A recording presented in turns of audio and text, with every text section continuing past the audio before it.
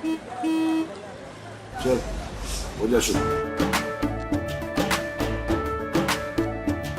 केसरिया से मन जोगी हुआ रे, दिल झूमे देखो पतवारा हुआ रे, दिल झूमे देखो पतवारा हुआ रे। हर पल मनाओ केसरी त्योहार। विमल, बोलो जुबान केसरी। भारतीय जनता पार्टी धर्म के आधार पर किसी भी प्रकार के आरक्षण का विरोधी है, क्योंकि भारत का विभाजन धर्म के आधार पर हुआ था, मजहब के आधार पर हुआ था। भारतीय जनता पार्टी इसका विरोधी है। देखिए, कांग्रेस का नेतृत्व पूरी तरह फेल हो चुका है, आप देख रहे होंगे। देखिए, इससे बड़ा सफेद झूठ दूसरा नहीं हो सकता है। कांग्रेस, समाजवादी पार्टी और इंडी गठबंधन से जुड़े हुए जो दल हैं, इनके इतिहास के बारे में भी हर व्यक्ति जानता है। कांग्रेस का इतिहास बाबा साहब भीमराव अंबेडकर के द्वारा बनाए गए संविधान का गला घोंटने का रहा है। 1950 में देश का संविधान लागू हुआ और कांग्रेस ने लगातार अभिव्यक्ति की स्वतंत्रता को रौंदने का मामला रहा हो या उसके बाद भी लगातार ये प्रयास किए कि वह संविधान को अपने तरीके से इस्तेमाल करे। जनता का शासन जनता के लिए है, जन भावनाओं का सम्मान हो, ये कभी भी उसने प्रयास नहीं किया। और इमरजेंसी तो देश की जनता आज भी नहीं भूली है। ये भी देश के संविधान का गला घोंटने जैसा था। इसके साथ ही कांग्रेस ने यूपीए सरकार के समय जो पाप किया, तब समाजवादी पार्टी और बहुजन समाजवादी पार्टी भी उनके साथ सहयोगी थी। जब उसने अनुसूचित जाति, जनजाति और पिछड़ी जाति के हकों पर डकैती डालने के लिए, सेंधमारी करने के लिए, उस समय जस्टिस रंगनाथ मिश्रा कमेटी और सच्चर कमेटी का गठन करके देश भर में संविधान विरोधी कार्य करते हुए धर्म के आधार पर आरक्षण देने का कुत्सित प्रयास किया था।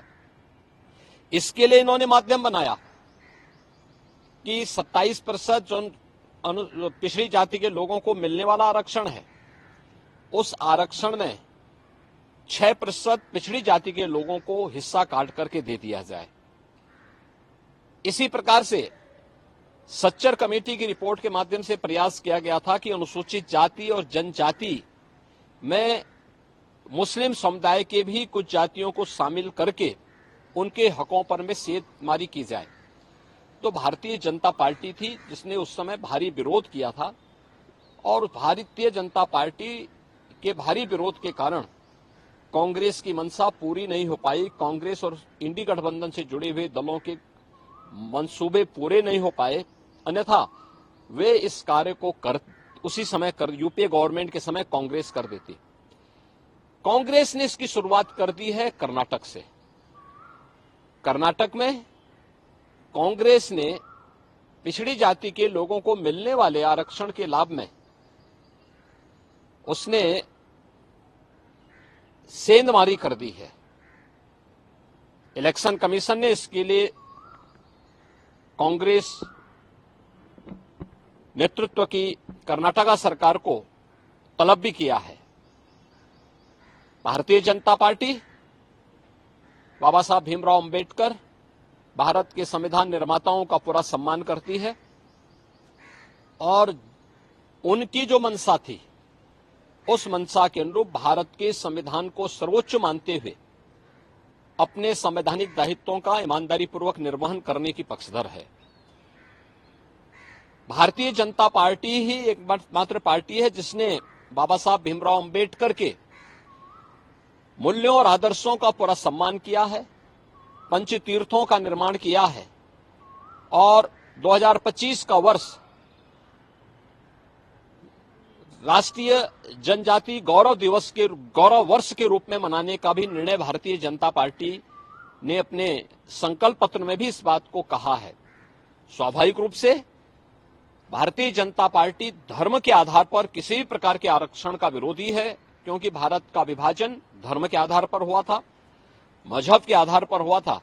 भारतीय जनता पार्टी इसका विरोधी है, लेकिन अनुसूचित जाति, जनजाति और पिछड़ी जाति को मिलने वाले आरक्षण के लाभ का पूरी तरह पक्षधर है और भारतीय जनता पार्टी हमेशा इस व्यवस्था को लेकर के आगे बढ़ेगी। आप ये कह सकते हैं कि कांग्रेस किसी एक राजनीतिक एजेंडे के तहत इस मामले को उठा रही है ताकि वो देखिए, कांग्रेस का नेतृत्व पूरी तरह फेल हो चुका है। आप देख रहे होंगे कि उनके लोग जब अपने स्वयं के नेतृत्व पर विश्वास न होने के कारण लगातार कांग्रेस के प्रत्याशी भी फील्ड छोड़ करके भाग रहे हैं। कहीं उनके प्रदेश अध्यक्ष इस्तीफा दे रहे हैं, कहीं पे उनके घोषित प्रत्याशी स्वयं अपनी प्रत्याशिता वापस लेकर के भारतीय जनता पार्टी के सदस्यता ग्रहण कर रहे हैं, और कहीं पर वे जानबूझ करके अपने नामांकन प्रपत्रों को अधूरा भरने का काम कर रहे हैं। ये नेतृत्व के प्रति इससे बड़ा विश्वास दूसरा नहीं हो सकता है। तो अपनी इस खींच को मिटाने के लिए वह इस ओर जनता का ध्यान न जाए, इसके लिए वह उल जलूल और मनगढ़ंत आरोप लगा करके देश के ध्यान को बांटने का प्रयास कर रहा है।